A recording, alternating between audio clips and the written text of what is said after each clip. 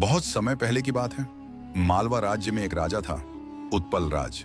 शक्तिशाली, अहंकारी और आत्ममुग्ध। वह हर दिन अपनी रानी के साथ एक अजीब और क्रूर अभ्यास करता।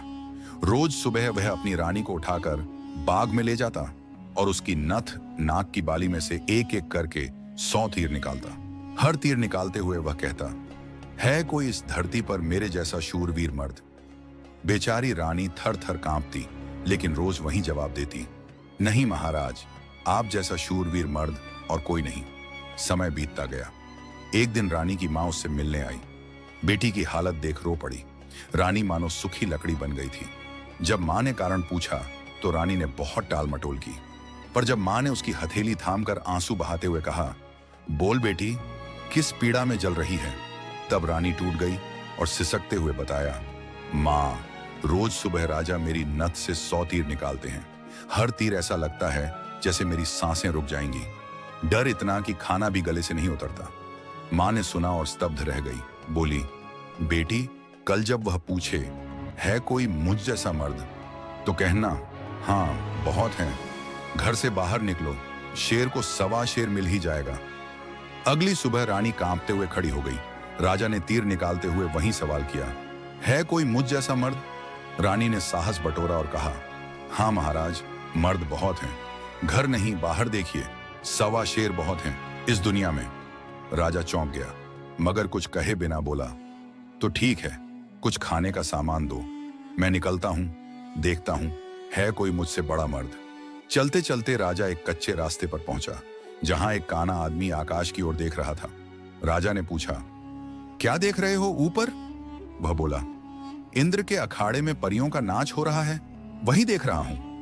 राजा ने ऊपर देखा, पर उसे सिर्फ सूरज की तेज किरणें दिखीं। जब काने ने पूछा, कौन हो तुम?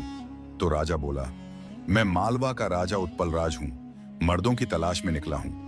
काना हंसा, ठहरो, एक परी की पाजेब टूटने वाली है, उसे लेकर तुम्हारे साथ चलता हूं। कुछ ही क्षण में एक पाजेब आकाश से गिरी। काने ने उठाई और कहा, चलो अब मैं भी चलता हूं मर्द देखने।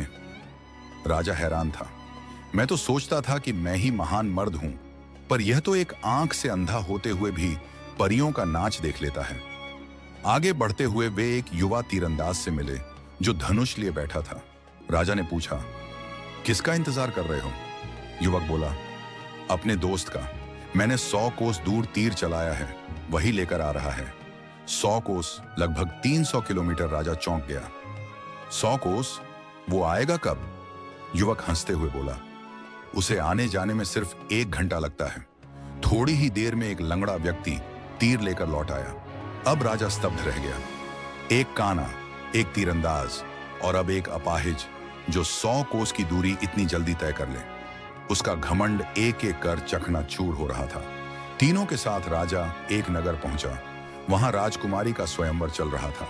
शर्त थी, जो व्यक्ति 50 कोस से 2 घंटे में हंसता पान बोल सुपारी लाकर देगा, वही राजकुमार बनेगा। चारों की सलाह से लंगड़ा इस काम पर निकला।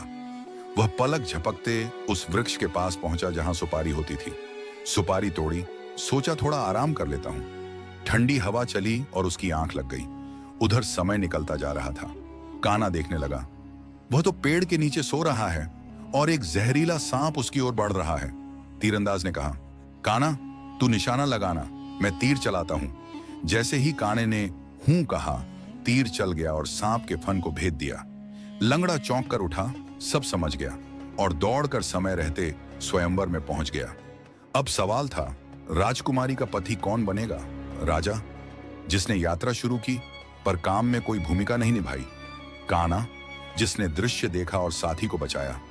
तीरंदाज, जिसने लक्ष्य भेदा? लंगड़ा, जिसने शर्त पूरी की? राजा ने कहा, मैं विवाहित हूं और अब समझ गया हूं कि मर्द होने का मतलब शक्ति नहीं, संयम और सहयोग है। काना बोला, मैं तो परियों के साथ खुश हूं, मेरा वक्त लेने का है। तीरंदाज ने कहा, सच्चा हक तो मेरे मित्र का है जिसने शर्त पूरी की। सभी ने सहमति जताई और राजकुमारी का विवाह लंगड़े से हुआ। राजा सबको अपने राज्य आने का निमंत्रण देकर लौट पड़ा। अब वह एक बदला हुआ इंसान था, जिसने अपने अहंकार का नाश और असली मर्दानगी की परिभाषा जान ली थी। शक्ति से नहीं, सहयोग से, दृष्टि से नहीं, दृष्टिकोण से, और अहंकार से नहीं, विनम्रता से बनता है सच्चा इंसान।